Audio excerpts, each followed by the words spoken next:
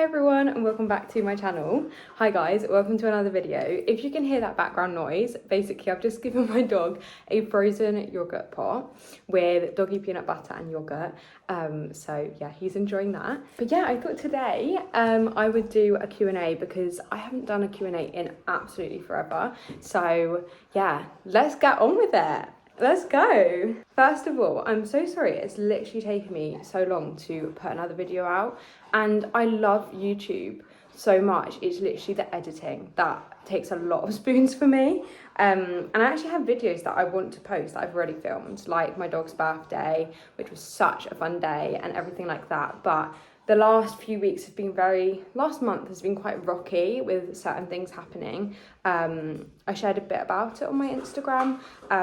So yeah, you can go follow me on there.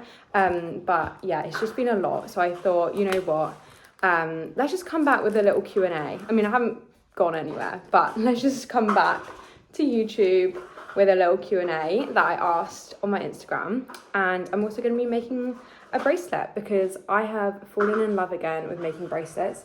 I used to do this all the time. And there's this one. It's not, there we go. Can't really see, but yeah, this one actually says smile like, and then it says my dog's name. So the first question is, what is your dog's name? My dog's name is Cruz. He is my absolute world, and I just love him so much. Like, if you know me, you know that I talk about my dog all the time, because he is literally my everything, and I just love him so much. So yeah, I made this bracelet called Smile Like Cruz. I've also got Cruz on my I've got so many bracelets. So yeah, it is pronounced Cruz. It's spelled C-R-U-Z, but it's pronounced Cruz. And yeah, the charity named him, and it's just perfect. So yeah, that is the first, probably most asked question I have ever received. Next one, does your dog have a favourite toy? Oh, I think probably Goldie, which is his big golden retriever from IKEA. Let me go grab it quickly. This is his Goldie. And you know what? He doesn't actually chew it up. I think he wants to go in the garden. Let me let him in the garden. So yeah, that's probably his favourite toy. It is, yeah, he doesn't chew them up at all, because golden retrievers have super soft mouths. Like they were, I think they were bred for carrying, like when they retrieved and stuff. I don't know, but I'm not gonna say facts that aren't true. But yeah, he doesn't rip anything up unless it's like cardboard or toilet roll.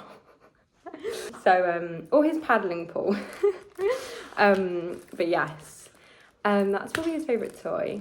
What is something that motivates you to keep going in life and makes you stand strong? Oh, I think for me, before I got Cruz, the biggest thing for me was getting a dog. Like, that was my ultimate dream. And now that I have him, he's literally my miracle. Come here, boy. Come say hello. This is Cruz. Do you want to say hello? He wants Goldie. As you can tell, his literal favourite toy. Go on then. Yeah, yeah, I love you. What was the question?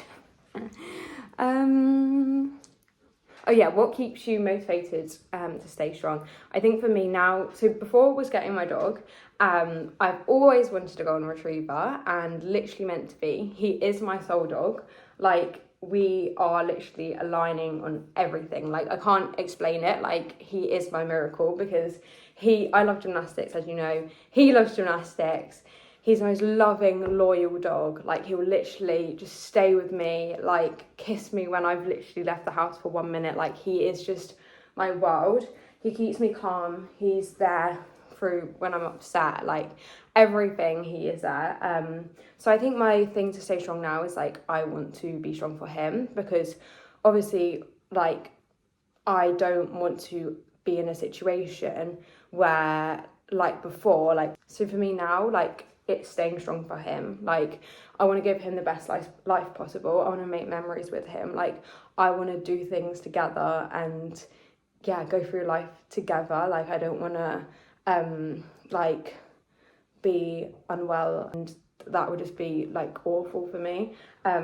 So yeah, I just don't want to go back to that place, because I just want to be with my literal everything. Like, you know, I just never want to be apart from him. Obviously you can't control mental illness. I still have a lot of struggles, like behind the scenes. Like, it's really, really hard, but he's always there for me. And yeah, I just want to keep going. And I would like, I think when I've had really low moments, especially over the past couple of months, like, I'm always like saying, like, you know, it is really hard, but I am going to keep going because of my dog. My dog literally saves me. I have the screenshots of the text and it literally says that.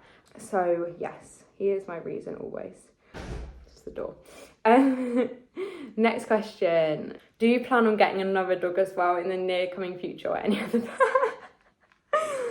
Oh my gosh, I would love to. Of course I would love to. But I think I'm not going to get one until he's at least like 4, I would say, because I just want to spend all my time with him. And yeah, I just want to be with him. And I just would not want to divide my attention from him. I won't get a dog until he's like older. Because yeah, he's my baby. Yeah. You can't actually see. Let me see if you can. Oh, yeah. I love you so much. You can just see his little head poking up. And now he will literally just lay underneath my chair, which is just the cutest thing ever. But yes. But yeah, I would love to get another dog, and if I did, it would be a golden retriever, of course. So yeah, but also, like, I want to give him the best life possible.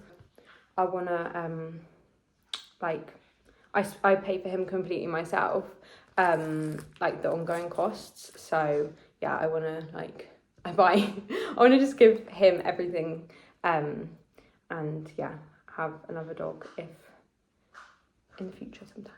Just wanted to say you should be so proud of yourself. Thank you so much. Thank you so much. That means the world to me. And thank you to everyone who's just supported me, like, unconditionally, because I know I've been like on and off YouTube. Obviously my Instagram got hacked, if you didn't know. Like, it's been and then another thing happened in July, which was really traumatic, and yeah, just so many kind of things. But Cruz has always been there for me. Like, he was there at the time that the traumatic thing happened, and he's just absolutely incredible. Is he sitting on the sofa? And yeah, I genuinely don't know how I would live without him now.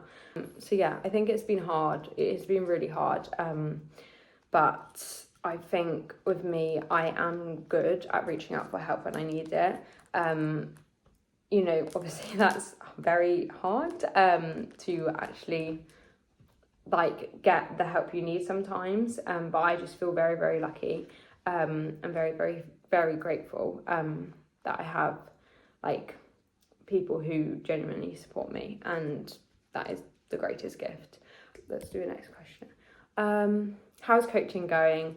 So if you didn't know, I am a autism and ADHD coach. I launched my own AuDHD coaching business called Champion AuDHD in February. Is he shut outside? He wants me to play. Come on, boy. Come on. These are the frozen yogurt pots that I make. I literally just keep yogurt pots and put peanut butter and yogurt in it. And he loves it, as you can probably hear. He literally loves it. Good boy. So yeah, if you hear that background noise, that's that. But what was I saying? Oh yes, I have my AuDHD, Champion AuDHD coaching business, which is really good. I really enjoy it. And yeah, I just think it's like, again, coming back to that support thing, it can be so difficult to find, to like when you're diagnosed as autistic and then there's just no support available, to even just talk about it to someone with lived experience. And that's what I want to do, whether you're diagnosed, whether you're exploring diagnosis, whether you're like a loved one of an individual who is autistic or ADHD or dyslexic, because I'm dyslexic as well. But yeah, I think, and since I've done 2 courses on it, I think I've got like I think at the start, obviously you're apprehensive, you don't know if how it's going to be. Of course there's going to be apprehension, like launching like your own coaching business, but I really love it. So yeah, you can inquire on my Instagram through DM, Champion AuDHD, or link in bio as well, and in the description of this video. Also, I'm a gymnastics coach. I do that only like a few hours a week now, and yeah, that's broken up for the summer though, which is very sad because I love it. Were you nervous at any point to get a dog, and does being a dog mum scare you? Okay, so I literally wanted a dog, and I talked about it so much to the point where it was actually banned. Like, it was a banned subject because I talked about it that much. Like, the hyperfixation was hyperfixating. And yeah, I literally had to sleep because I was so all consumed by getting a dog, and like I couldn't stop thinking about it. And the fact that we couldn't get one, I could not stop thinking about it. So I would literally have to sleep because my thoughts it was just dog. Like, that was, every time I was upset as well, I would always my mind would always just go to a dog. Like, that was my coping mechanism. And yeah, so I think getting a dog was like, for me, I was just so excited and so happy and so unbelievably, yeah, like I couldn't even believe that my biggest dream in my whole entire life has come true.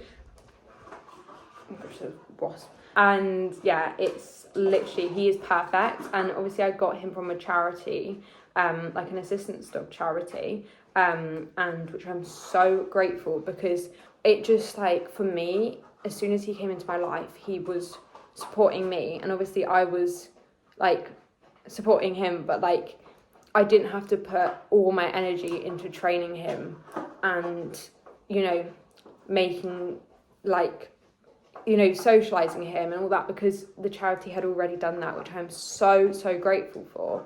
Because I think if I had done that, then I think it would have been very difficult, because sort of like I needed that support, and, you know, right from the first day, like, he brought me that. Whereas, like, obviously training a puppy is like it is a long journey. It is still something that I would do in the future, but yeah, I was just so lucky that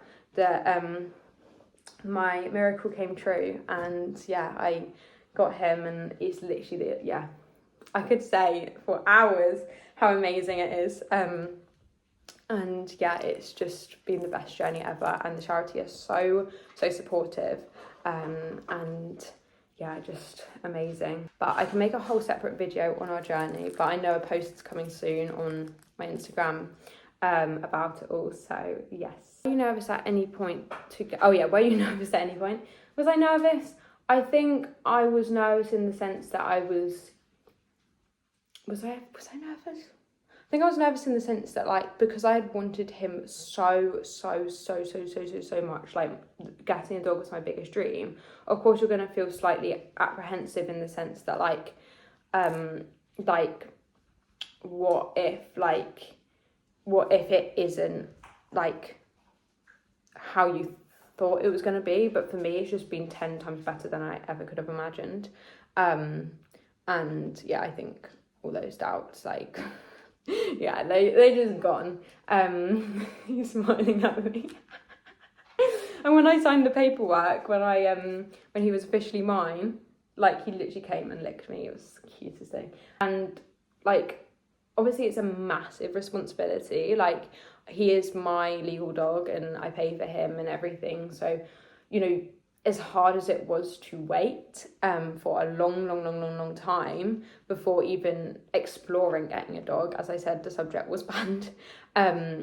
I don't want to say it was, of course it was the right thing to do to wait. It was very difficult to wait for such a long period of time until we even thought about getting a dog, because it was always my dream. Like, that was really difficult. But now I do see, like, it all happened at the right time. And, you know, I did need to get him, like, you know, when I was in a place where, like, obviously I could afford him, and, like, I was 18, like, he's legally mine, like, also, you know, the costs, and also just, yeah, like, to know where I am in my life, and just to sort of have, like, yeah, I think there's a lot of things that people don't realise, like, some people, like, rush and get a dog, and, like, the thing is, it's a lifetime commitment, and that is the greatest privilege of my entire life, is that he is my dog.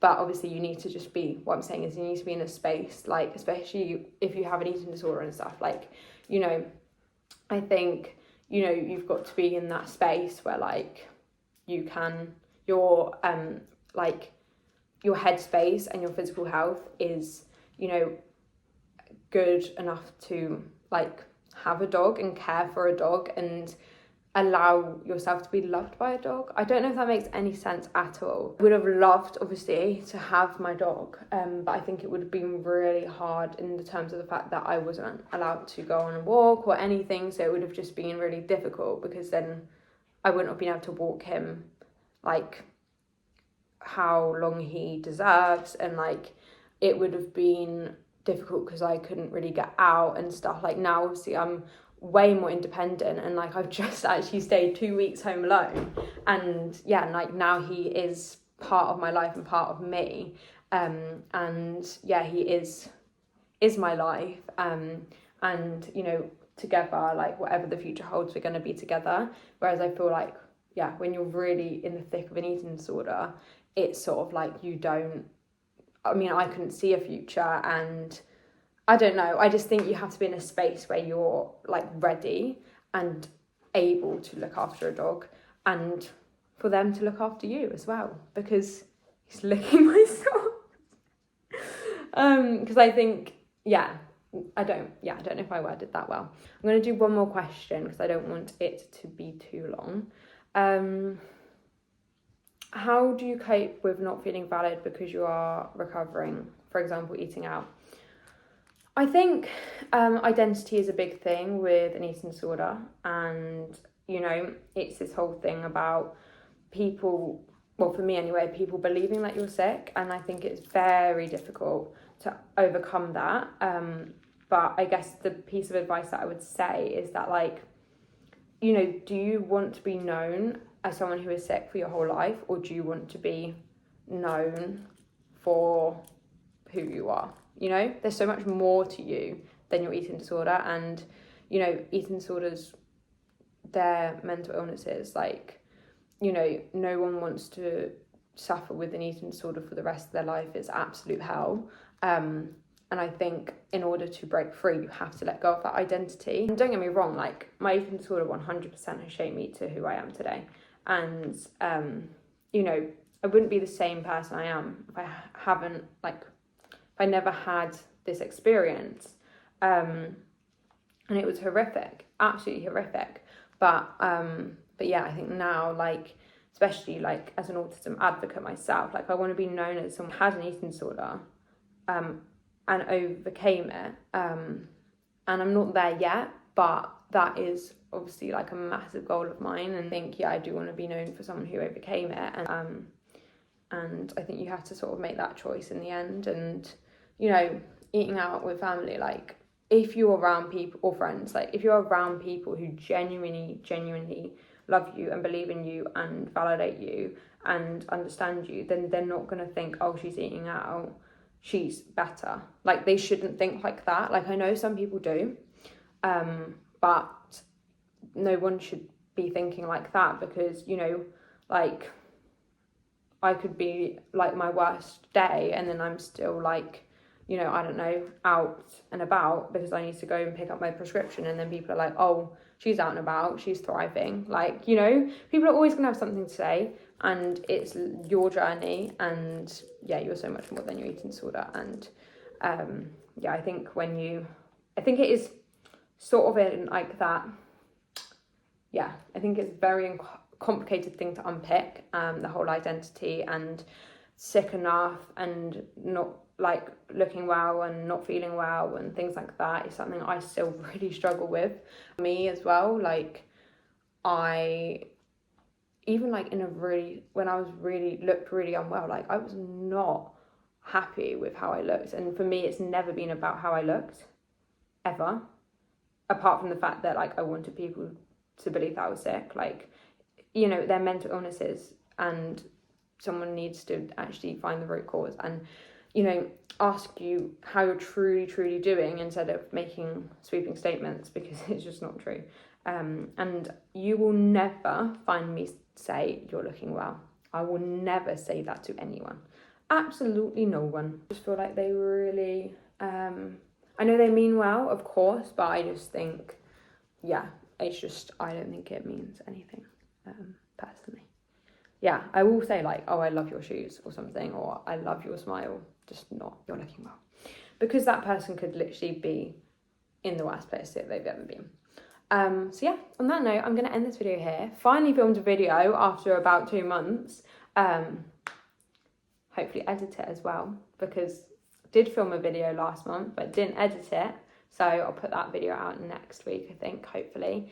Send me some motivational comments to motivate me. But yes, if you do want to have regular content, every single day I post on Instagram. So yeah, I'm very much active over there, and I'm really going to try and post all my videos from Instagram onto YouTube as well. But yes, thank you for all your support, and I will see you guys very soon for a brand new video. Bye guys.